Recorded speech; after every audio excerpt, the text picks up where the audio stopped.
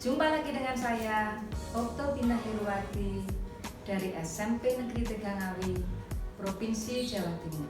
Saat ini saya masih sedang mengikuti diklat Didamba P4TK IPA gelombang 3 tahap 1 kelas B. Kali ini saya akan melanjutkan tugas LK2 untuk melakukan 3 percobaan. Percobaan yang pertama adalah membuat indikator alami asam basa. Yang kedua adalah pengujian indikator alami asam basa dengan menggunakan air atau air garam, kemudian menggunakan larutan asam dan menggunakan larutan basa. Yang ketiga adalah membuat kertas indikator alami asam basa.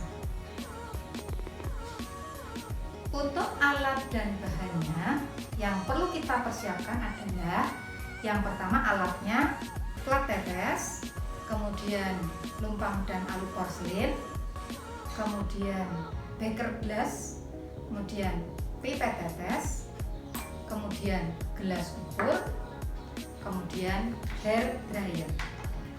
Sedangkan bahan-bahan yang dibutuhkan adalah alkohol, kemudian NaOH sebagai larutan basanya, kemudian air aki sebagai larutan asamnya. Seharusnya HCl, tetapi karena tidak ada, bisa memakai larutan aki. Berikutnya untuk yang netral bisa memakai garam catur. Yang terakhir adalah pensil warna. Bahan-bahan yang dibutuhkan untuk membuat indikator alami antara lain adalah yang pertama adalah kunyit, kemudian ubi ungu, kemudian bunga mawar, bunga kertas, bunga kembang sepatu, bunga asoka, bunga bugenvil, bunga kana, bunga kul, daun bayam merah, daun hanjuang, ini daun hanjuang, batang secang, kulit buah naga, dan buah bit.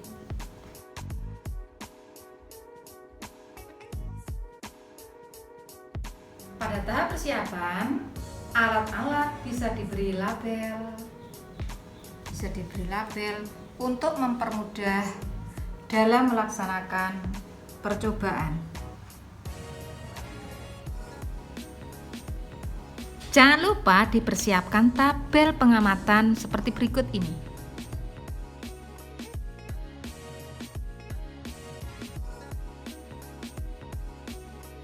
Cara kerja yang pertama pada percobaan kita kali ini adalah yang pertama, kita haluskan bahan dengan cara ditumbuk.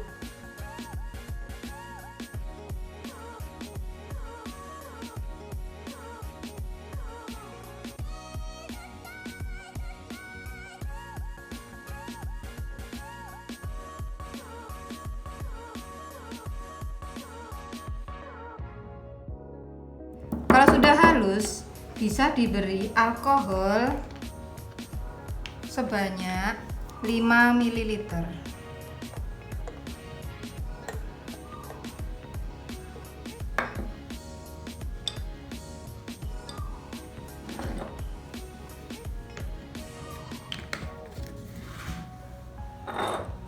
Setelah itu diamkan sebentar.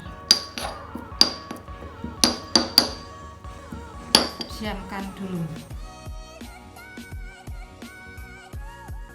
Setelah didiamkan, kita saring.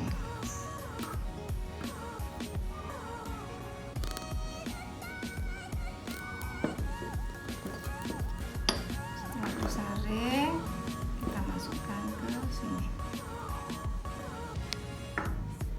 Jadilah ekstrak kunyit. Setelah itu jangan lupa dicuci. Berikutnya adalah ubi ungu.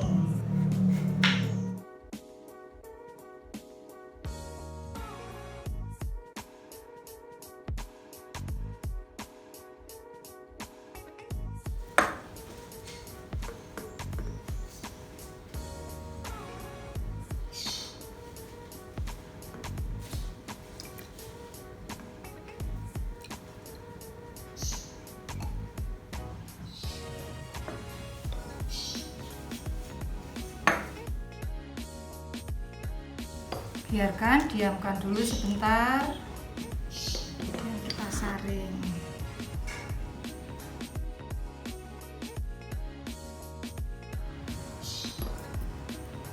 Terus kita tuang.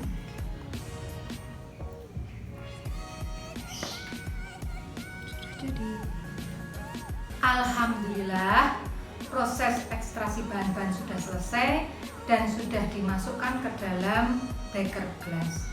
Tibalah saatnya, sekarang kita masukkan masing-masing bahan ke dalam plat tetes.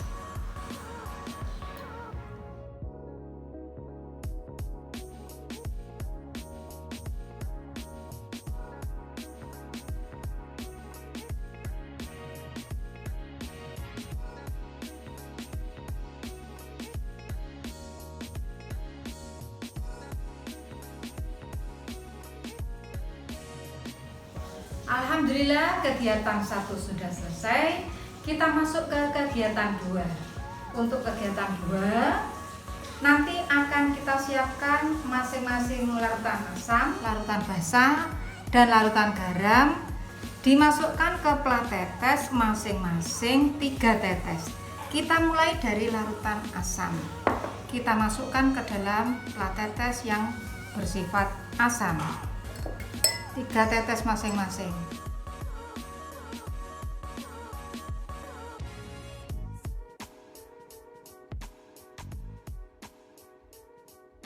Langkah berikutnya adalah memasukkan ekstra ke dalam masing-masing plat tetes sesuai dengan identitasnya.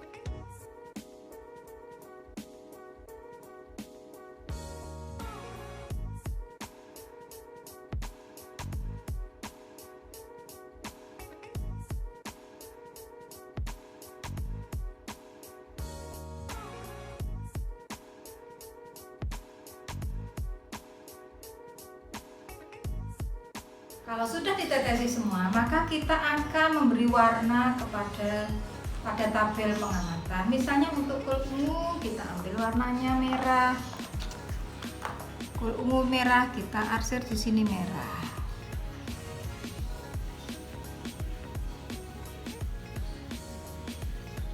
Dalam suasana basah berwarna kuning.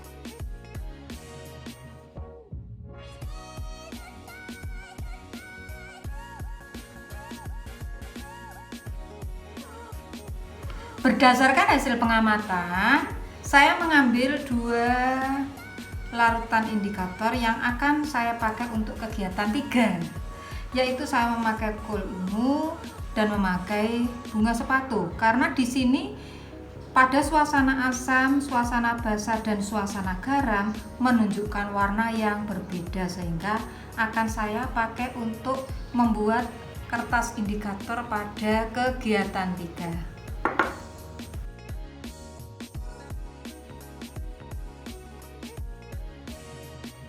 Setelah saya memilih 2 macam larutan yang akan saya pakai untuk membuat kertas indikator, maka saya akan menyiapkan kertas indikator. Ukurannya adalah 2 cm x 10, kita ambil 6 lembar.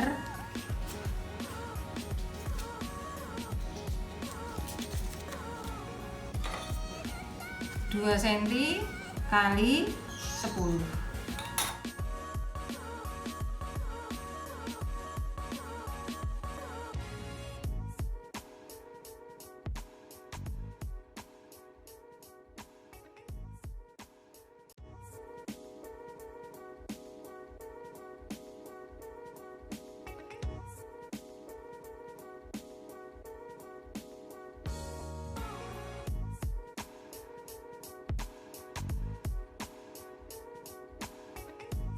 Setelah kita celupkan, kita ambil satu persatu, kemudian kita keringkan dengan hair dryer.